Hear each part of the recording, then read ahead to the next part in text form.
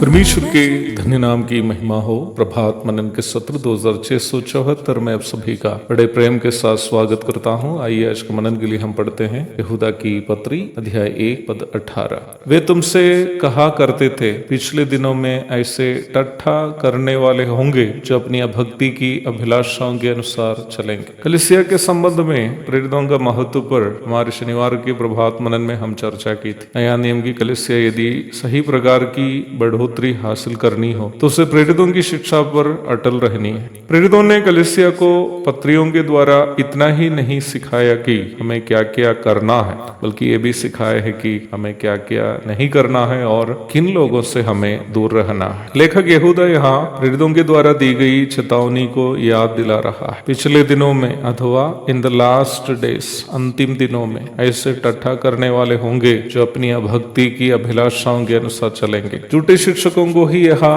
टट्ठा करने वाले करके यहूदा परिचय कराया। वचन की सच्चाइयों को अपनी इच्छा के अनुसार फेर बदली करके कलीसिया में सिखाते हैं ताकि अपने स्वार्थ की बातों की पूर्ति कर सके। इन्हें टट्ठा करने वाले करके बुलाया जाने का एक मुख्य कारण यह है कि इन झूठे लोग प्रभु के सच्चे दासों के द्वारा किए जाने वाले कार्यों को अन्य विश्वासियों के सामने नीचा करके दिखाने और उन सेवाओं को मजाकिये तरीके से प्रस्तुत करने के लिए हमेशा तत्पर रहते हैं। इस प्रकार के कार्य आजकल शुरू किए गए कार्य नहीं है, बल्कि हमारे प्रभु यीशु मसीह के समय से ही जारी है। पहले यहूदी धर्म के ठेकेदारों ने यीशु मसीह के चरित्र को बदनाम करने की कोशिश ये कहकर की है कि प्रभु का जन्म व्यभिचार से हुआ, यूहन्ना 8:41। वे लोग ये भी आरोप लगाए कि प्रभु में दुष्टात्मा है, यूहन्ना 8:52। प्रभु को नीच करके दिखाने के लिए उन्हें वे सामरी बुलाया, यूहन्ना 8:48। समाज के तिरस्कृत लोगों को उठाने के लिए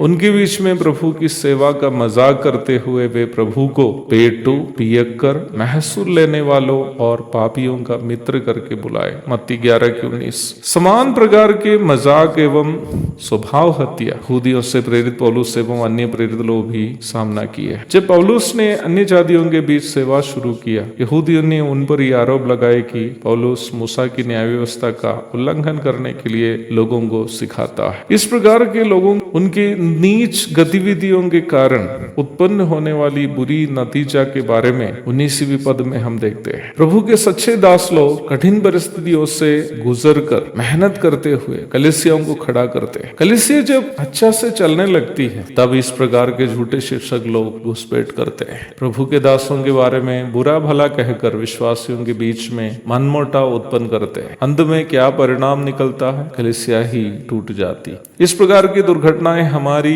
कलीसियाओं में नहीं होने के लिए विश्वासियों को प्रेरितों की चेतावनी याद करते हुए झूठे शिक्षकों से बचे रहना। एक और शुभ दिन की धन्य कामनाओं के साथ आज का मनन में समाप्त करता हूँ। प्रभु आप सबको आशीष दे।